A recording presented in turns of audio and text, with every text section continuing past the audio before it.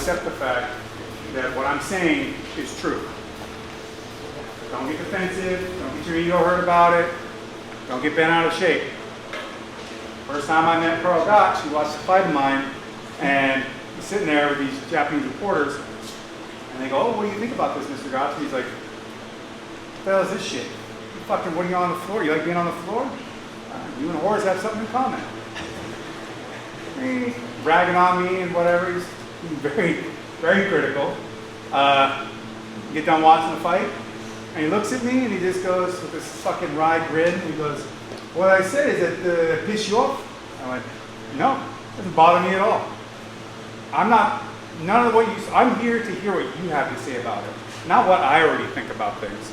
I want to hear what your impression is. And from that, I can learn something from your eyes and your experience.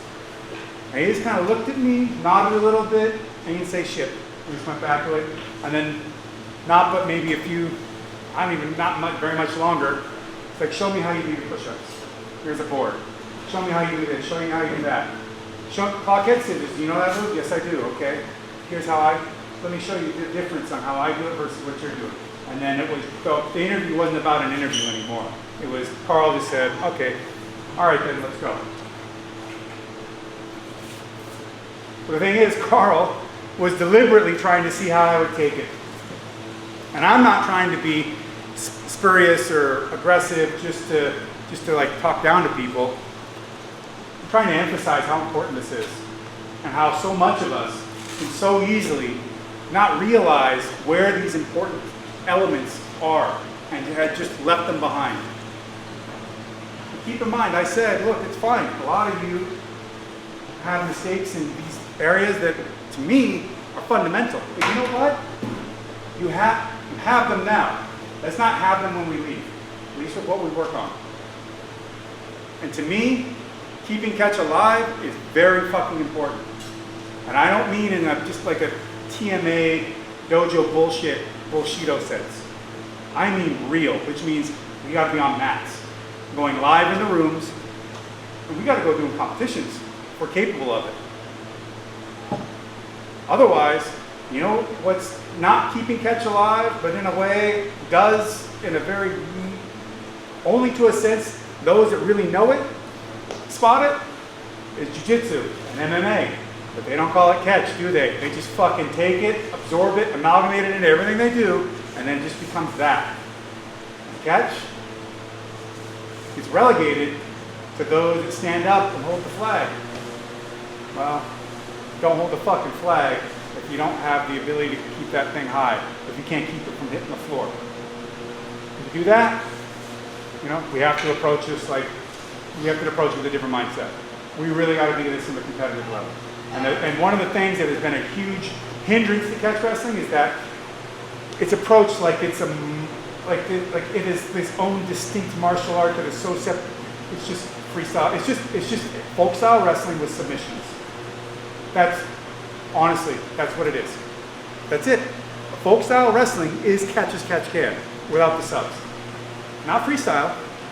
Freestyle has no writing. None. Where would you find your submissions in freestyle? In like a judo or sambo way, where you get like 5 seconds to dive after something and then you're back on the feet. That's not catch. Catch wrestling is folk style with submissions. It really is. Because folk style is catch wrestling. So if you're not training all the folk style elements, your sit outs, your peek outs, all your basic fundamental wrestling positioning and movements, doubles and singles and your underhooks and all of that stuff, and riding, your cradles, your tilts, your turns, your Nelsons, bar arms, your 2-on-1s and all that basic stuff, that is the fundamentals of catch. What we just did today is junior high wrestling. Why? Because that's the fundamentals of catch. It isn't, I mean, you could develop a catch style that was just submission only oriented, but it's, you know, you're gonna start looking like a 10th Planet guy. And even they have weaknesses too, because nothing is perfect. More importantly, it's developed for a specific thing in a specific way. So therefore, it's more specialized to the point of hampering it in other places. that doesn't make it bad. You have to see the context. Wrestling wins in MMA because wrestling has writing, control, pinning. And by the way, what is the thing that all the big high-level jiu-jitsu guys, what Danaher, what are they all going on about now? Pinning. Well, in MMA, this is also the fucking thing that I've been stressing for forever. Why? Because you get the takedown and the guy just gets right back up again. So all your work is for naught.